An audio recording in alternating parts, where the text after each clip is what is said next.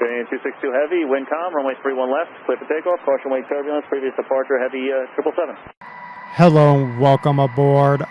Welcome to Long Beach, California. Why are we at Long Beach, California? Well, because the Douglas DC-8-71F. It's really not the reason, but Douglas Aircraft's Long Beach facility did a lot of production.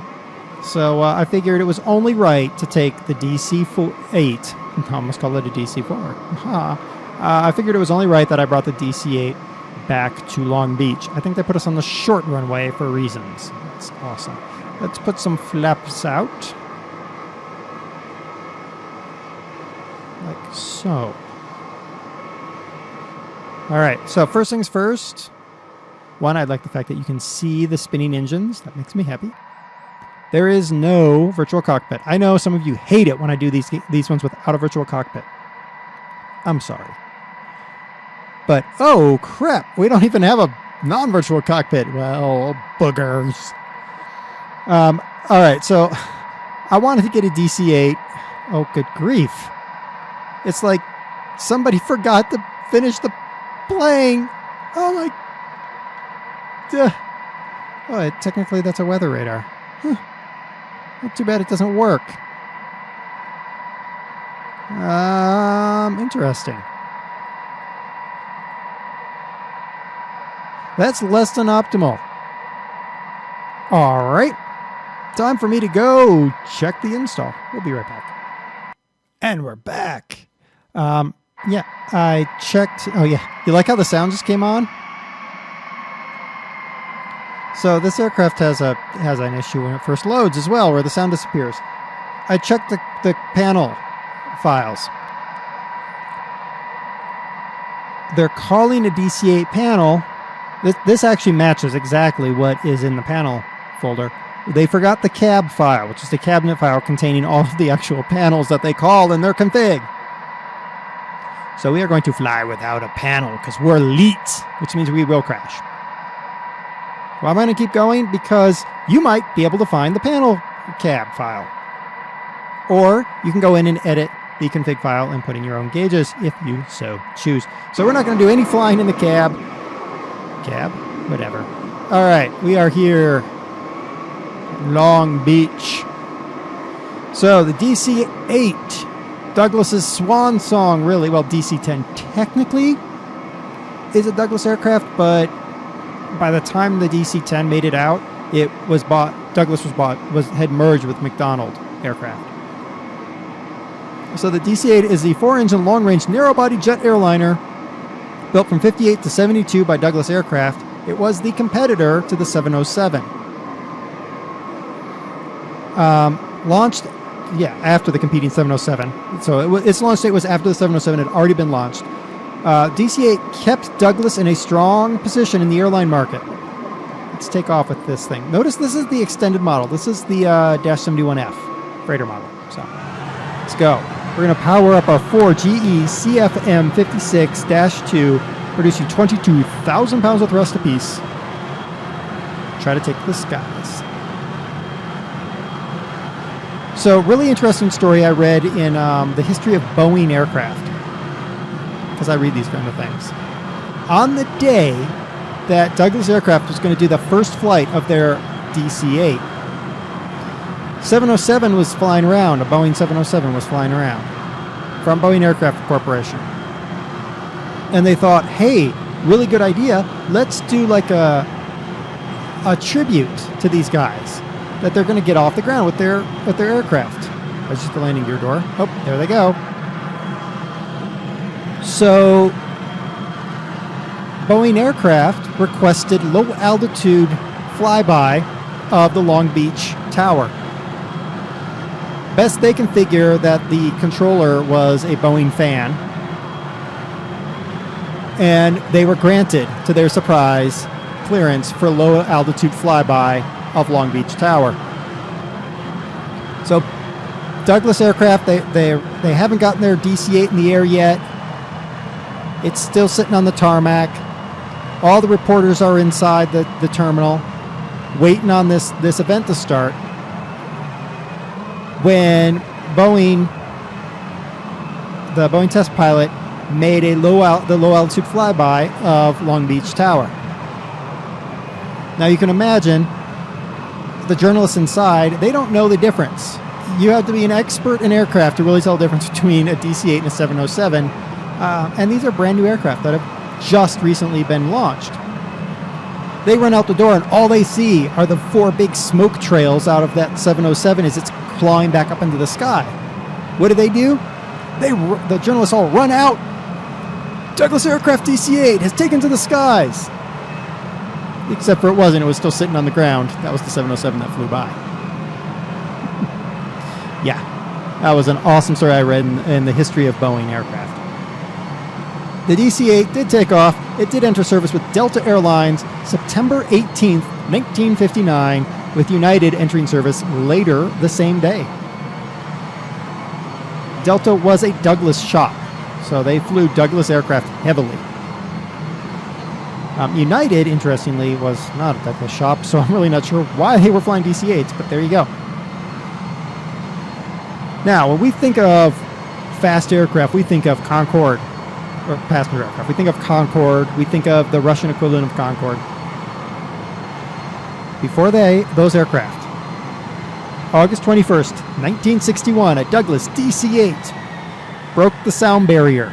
Mach 1.012 in a controlled dive through 41,000 feet. Maintained that speed for 18 seconds. It was to test high speed on the wings. Can you imagine that? Going faster than the speed of sound. Yes, it was in a dive, but faster than the speed of sound in this. That would be awesome. I love the exterior model. The exterior model of this aircraft is beautiful. I wish the cockpit was the same.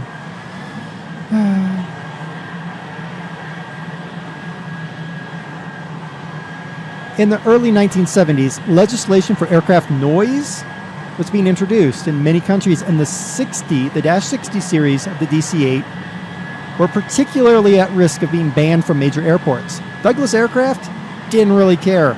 About that time, they were working toward their merger. In 1975, General Electric began discussions with major airlines with a view to fitting the new and quieter Franco-American CFM56 engines to the DC-8 and 707. McDonnell Douglas Corp. Remained reluctant, but eventually came on board in the late 70s and helped develop the Series 70. This is the Dash 71. These were called the Super 70s, and they were a huge success. It's roughly 70% quieter than the 60 series, and at the time of their introduction, the world's quietest 4-engine jetliner. I've got her throttle all the way down. I honestly don't know how fast she's going, but we're just going to, guess. I'm going to try to make a landing back here at LAX. Yeah, it's going to go well. As well as being quieter and more powerful, the CFM56 was roughly 20% more fuel efficient than the JT3D, which was on the 60 series, and reduced operating costs and extended the range of the DC-8. Range was, for the Super 70, 7,000 miles, and she could carry 200 to 212 passengers in a mixed cabin, meaning first, business, and coach. She's long. This is another one of those times when I really wish I could put a 707 720 next to this Super 70. You'd see the difference. Nice big aircraft.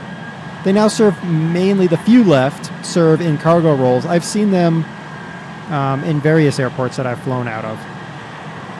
And they're always easy to see on the ground. They always look like they're the Super 70s. They're long, narrow bodies, and they're just too long to be the 707. I think we're far enough away from LAX. Yes-ish. We're going to go with ish on that one.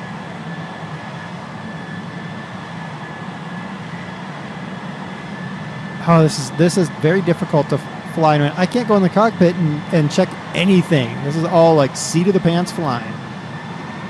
Flying at its best, or worse, depending on your point of view.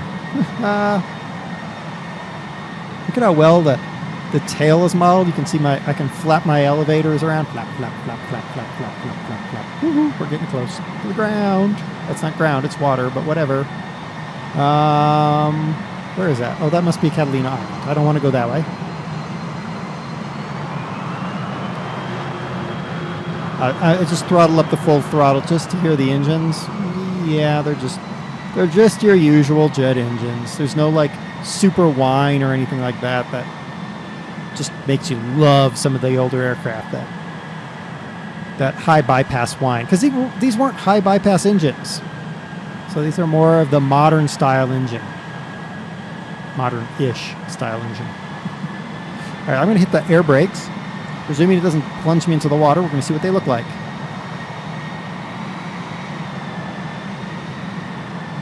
Huh. They don't actually deploy. Well, that's nice.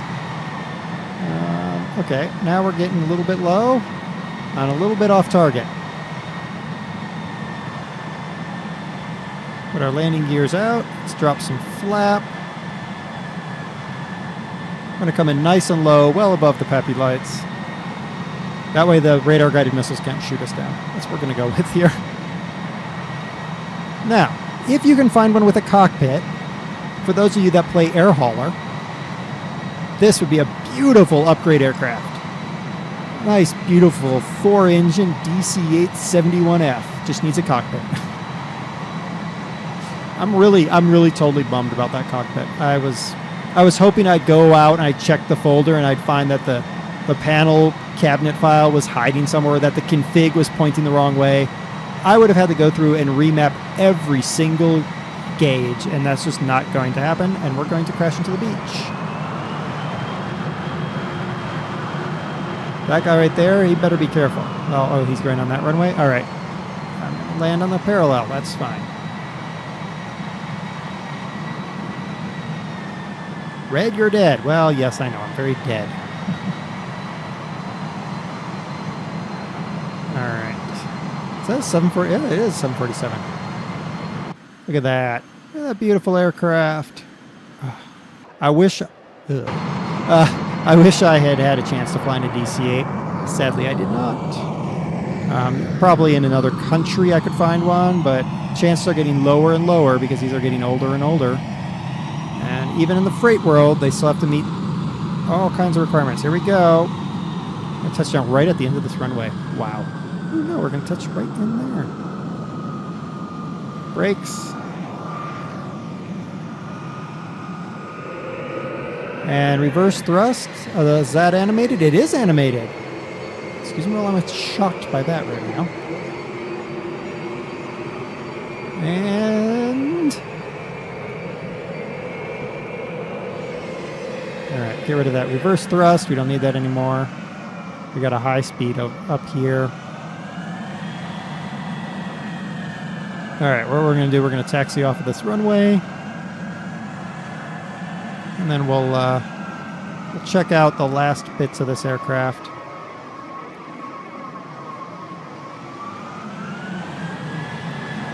Alright, come on, baby. Off we go. Out of the way of everybody. Except for that long tail of yours. There we go. Brake and brake on. Engine's off. Let's open her up. Shift E. There we go. Nice.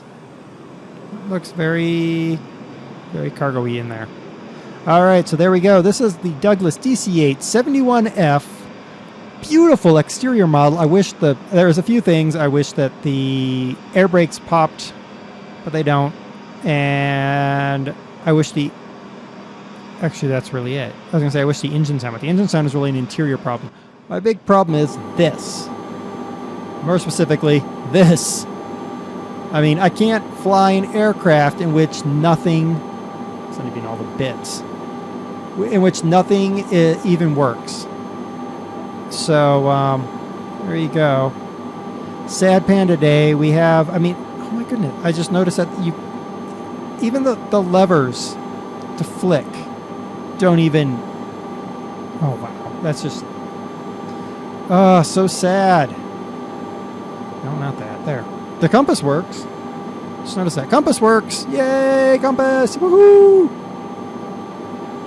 Go away, compass.